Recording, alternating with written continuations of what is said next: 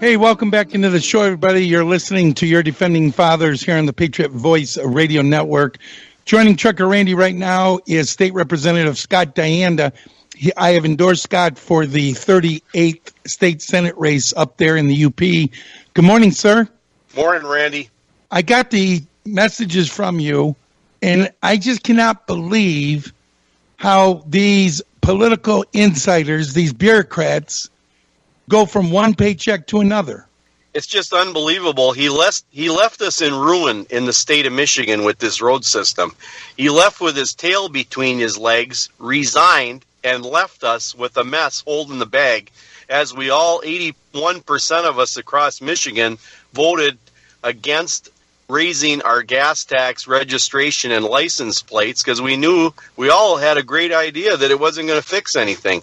The guy spent $5 billion on our road system, and Governor Snyder couldn't keep him to do the right stuff, so he left.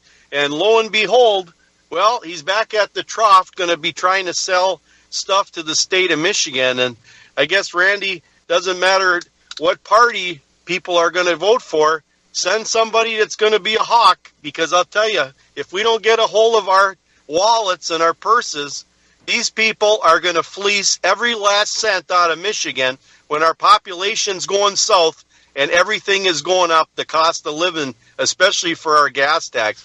Our gas is $3 a gallon up here. Where's the money going? For more technology? Fix the roads. Fix the bridges. Well, the thing of it is, Scott, and I talked about it in the previous segment, that technology won't even work up here in northern Michigan.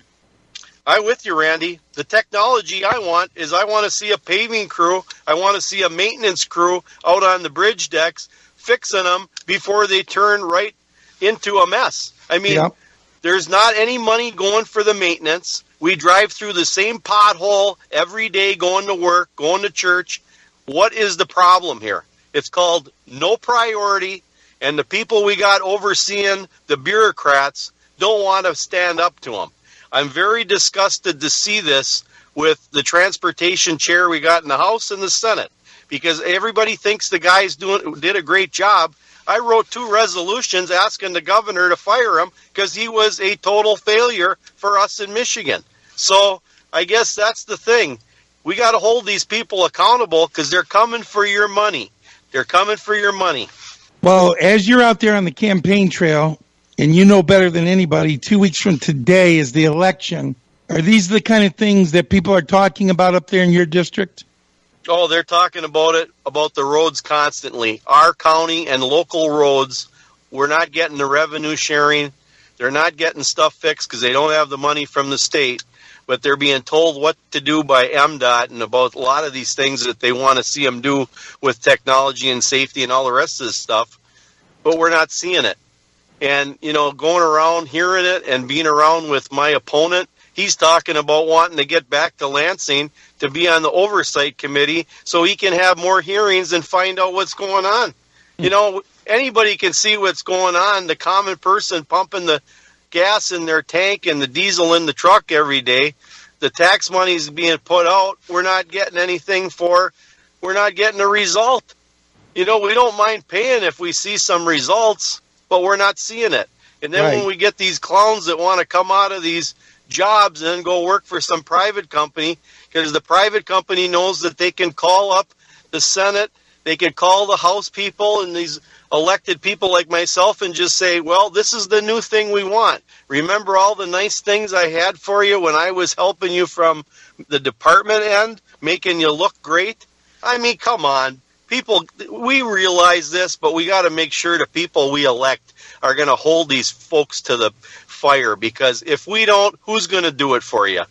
I got a text message from a listener up there in the UP. He says, in Kirk Stuedle's defense, we do have a bunch of shiny new roundabouts that connect us to all of our cratered roads. Well, that caller is so correct, because those are costing millions of dollars, and they were put in, and then the locals are going to have to maintain a lot of these systems, and who's going to replace these systems? I mean, I'll tell you what, if you don't have a lot of space, you know, in the East Coast, they have a lot of roundabouts around D.C. and that because they didn't have a lot of room. Michigan, we got an abundance of room. So rather than go from a lot of these systems that we had to just something that people wanted to do to put on their bucket list, like the welfare bridge down in Lower Michigan, I don't care if it's Roundabouts or welfare bridge. You know what? You want to be known for something, be known for something in your community for doing something right. Exactly. What do you see, Scott, after this election? When do you guys actually go back to Lansing? We're scheduled to be down there, I think it's like at noon the day after the election.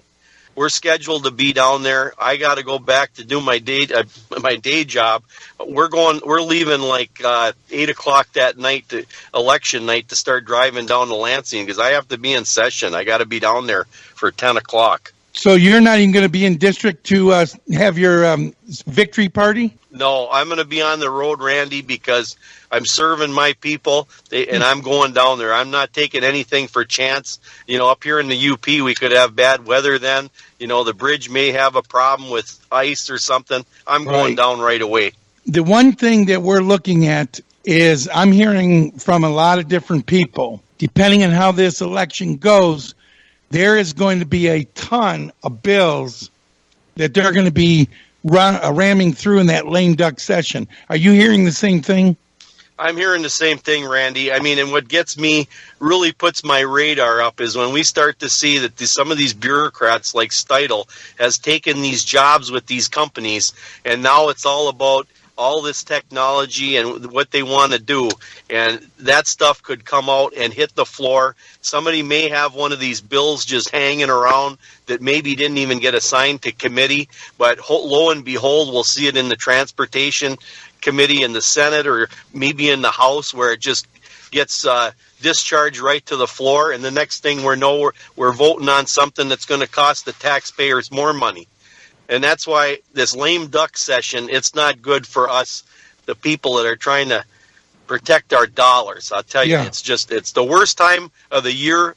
I've been down there. It's just completely awful. We've seen it with the energy plan. The last time with Chairman Glenn, we didn't even have time to read the bills because they just moved it and they wanted to vote immediately because Eric Nesbitt was pushing that energy plan for these big companies. So, I mean, this stuff just goes, and it rolls so fast. Yeah. Perfect example. Damon says up there in the UP on the eastern part, MDOT spent $14 million in road repair projects. $10 million of the 14 went for roundabouts. It's unbelievable.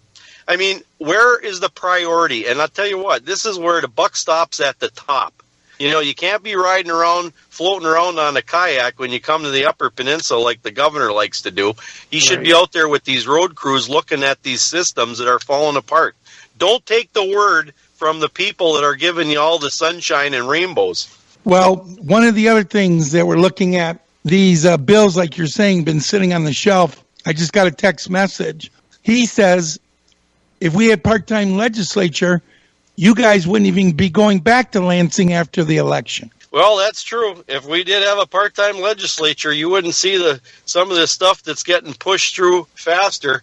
And, you know, it's just scary to see how much that these bureaucrats can control our process because there is no oversight. And I think the biggest thing that was the most disappointment with, you know, serving with my colleagues who are in the majority, they didn't know how to embrace power with the power of the pen and the power of the purse strings through appropriations.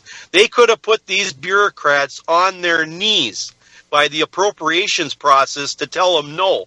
But, you know, in the last 6 years, $46 billion to $57, they just keep voting for everything that they're put in front of their plate. You know, we just can't keep throwing money in this state thinking it's going to do any good.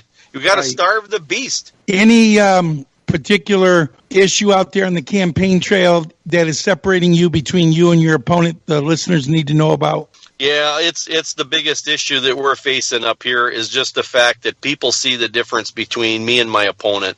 They know that I'm going to fight, that I'm going to say no, that I vote no. I stand up for the principle of being fiscally responsible, being the penny pincher, and my opponent votes for every tax increase, and he just wants to have more committee and oversight meetings to talk about the same old thing with no results.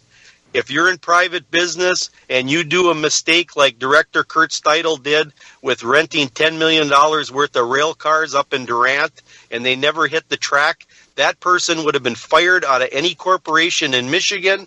Any private business would have dismissed him. But what did we do? We kept him around to find him another job so he could go out and fleece us some more. That's the difference between me and my opponent, and that's why Senator Casperson endorsed Ed McBroom, because he wants to have the same old, because Wayne Schmidt needs another partner down there to just go along with the flow. Yeah. That's the difference between me and my opponent. But I love him because he's a good man, family guy, and he just got a different path that I want to see Michigan on. Like you say, nothing personal, just the fact. Just the facts. When it comes to money, I don't spend my money. I don't waste my money and throwing it around. I'm not going to waste the taxpayers' money. We're going to throw out your website, scottdianda.com. If you want to donate to his campaign, just go there, click on the link. Folks, we need to get this guy elected. You need to share this video, this podcast, get this information out, because Scott's going to be our state senator, not just the UP.